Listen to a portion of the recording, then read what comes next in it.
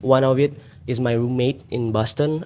He is blind, completely blind, cannot see anything. And imagine like when I'm being his roommate, I'm trying to do my best, right? I'm trying to explain everything. Like he already go that far from Thailand to America to the United States, but he cannot see. He cannot see that city, the beautiful scenery and countryside stuff. So I'm trying to explain.